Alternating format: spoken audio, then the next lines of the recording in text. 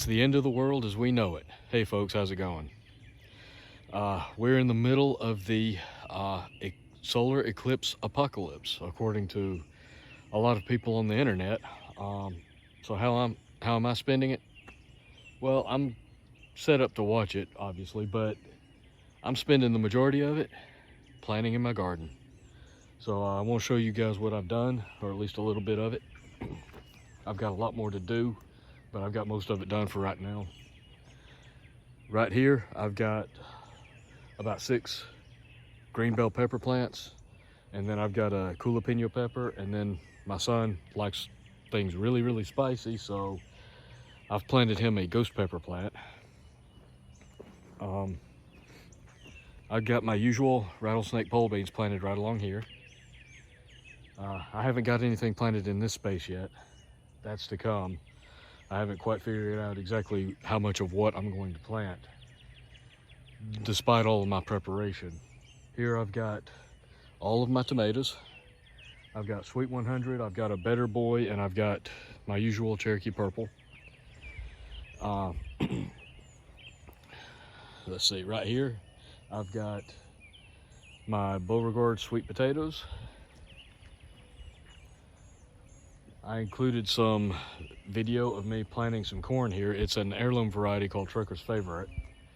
It's something my grandmother used to plant years and years ago. I was able to finally find the seeds for it again, so I wanted to try planting some this year. In the end, there's other things that I want to plant. I've got some onions that I want to set out. I haven't got them ready yet, though. I've got a variety of herbs, basil. I've got some chives I'm going to put out, some more mint, because I like mint tea. So that's one thing I'm planting a lot of. I'll probably be planting some bush beans. I prefer to direct sow those though, rather than start them in pots. I got a little late start on my garden this year because I was trying to get this new fence put up to help protect my garden from any invading deer that might want to mow it down to the ground, which is what's happened over the past couple of years. I haven't been able to get anything out of my garden. I'm hoping this year will be different because I've got this good fence around it now that is almost 5 foot high right here, and then I've got another 1.5 feet. If necessary, I can run some electric fence wire across that. But yeah, I've got probably some bush beans, some lima beans that I want to plant, some onions, some herbs. I want to put in a few flowers here and there in the garden to help with the pollinators. Although the pollinators, at least the carpenter bees, are already playing havoc with my new treated posts. So they're already digging into that. But that's how I'm spending this apocalypse, is planting food. I've got some potatoes inside also. I need to, they've already got eyes on them, so I need to cut them up, let them cure for 24 hours to form a little bit of a skim on the cut sides, and then they'll be ready to go into my raised bed over there for my potatoes. And I might even put a few in here, I don't know. And then probably next weekend I'm going to come out here and I'm going to mulch this heavily with some mulch straw, which is basically wheat straw without all the seed and stuff in it. It's just the dead straw itself. So I've used that a couple of years in my garden, and it does a really, really good job of keeping the weeds down while at the same time breaking down really, really easily. And unlike what a lot of people complain about wood chips, getting into the soil and then compacting and making it harder, straw doesn't create that problem. At least in the experience I've had with it, it doesn't.